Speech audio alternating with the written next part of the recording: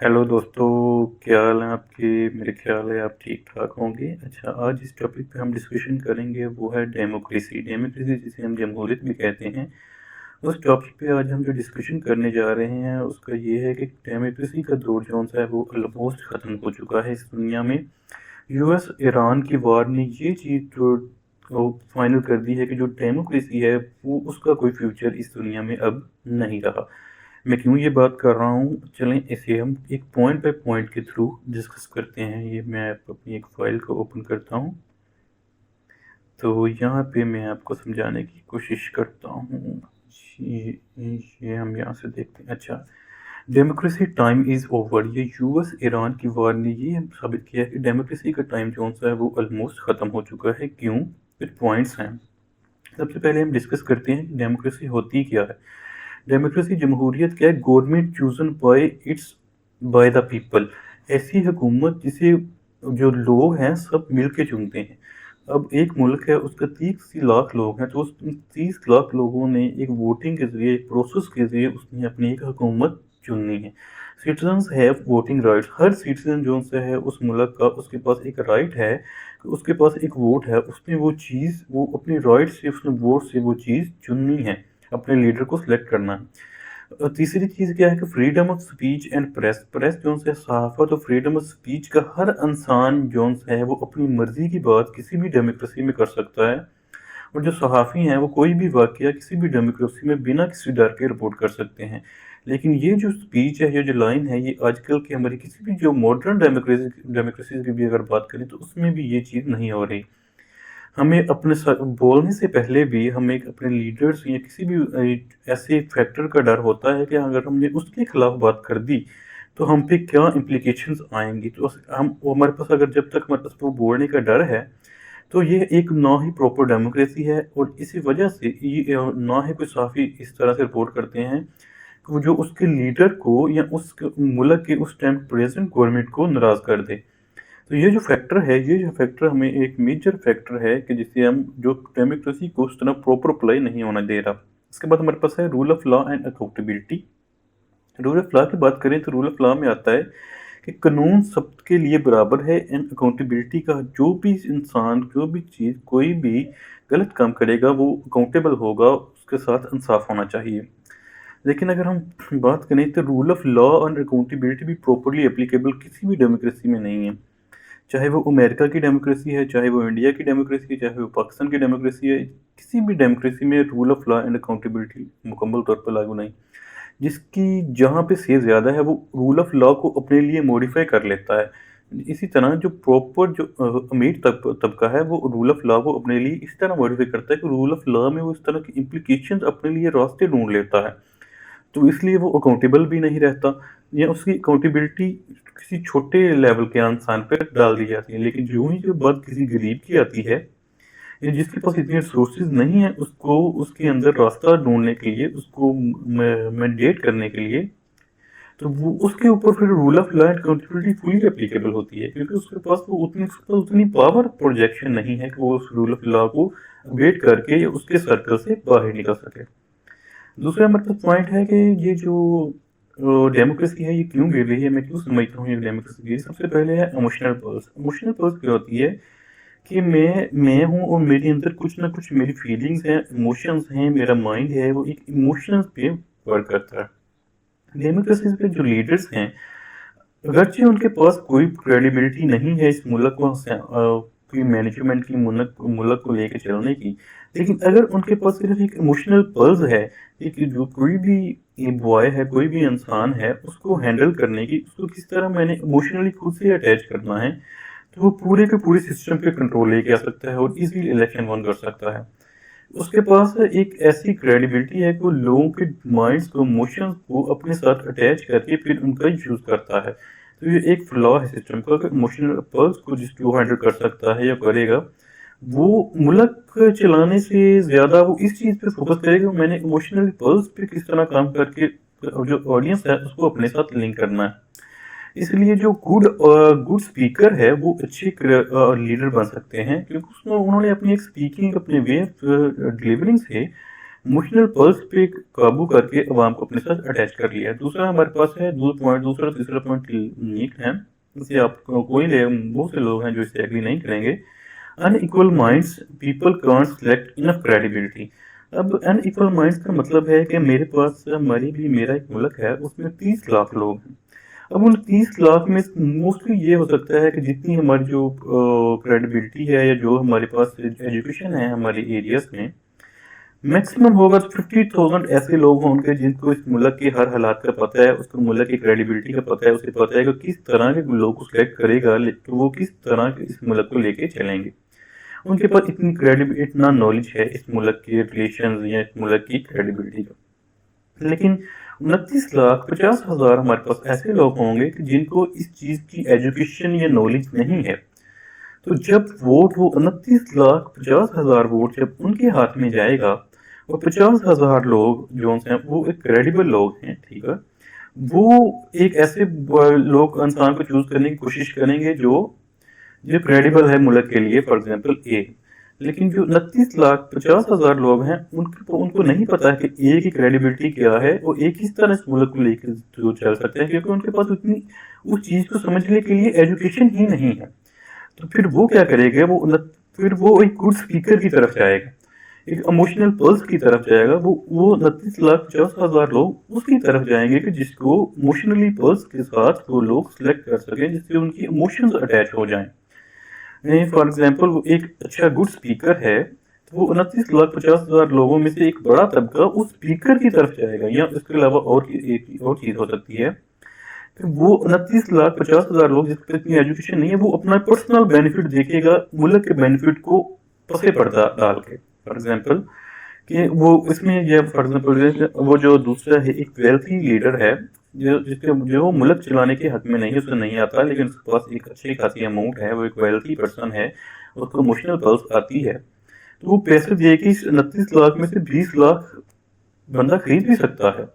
اور وہ بندہ جو ہے کہ اس کے پاس اتنی ایجوکیشن یا مینٹیلٹی اس کے پاس نہیں ہے، تو وہ صرف اپنا اس وقت کا بینیفٹ دیکھے گا کہ میرے پاس مجھے آج 2,000 روپے مل رہے ہیں، تو میں آج اپنا آج کا بینیفٹ دیکھوں، مجھے کل کے بینیفٹ سے مجھے ملک کے لیے کوئی سروکار نہیں. یہ اس انسان کی غلطی نہیں ہے کیونکہ اس کے پاس اتنی ایجوکیشن ہی نہیں ہے، اسے وہ ایجوکیشن دی ہی نہیں گئی. وہ اس طرح سے سوچ سکے کہ میرا جو 5 سال ہے ملک، میرا 2,000 جو ہے یہ ملک کے 5 سال سے زیادہ قیمتی نہیں. اس لیے جو people can't select enough credibility, جو سارے کے سارے پیپلز ہیں یہ انف کریڈیبلٹی سلیکٹ نہیں کر سکتے.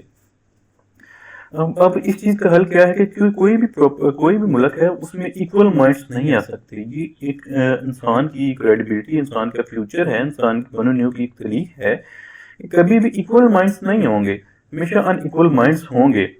تو اس چیز کے لیے، اس چیز کو کور اپ کرنے کے لیے ڈیموکریسی جو ہے وہ ایک پراپر وے نہیں ہے. اس کے لیے ہمیں کوئی اچھا ریسپروکل اور اچھا سسٹم لے کے آنا چاہیے.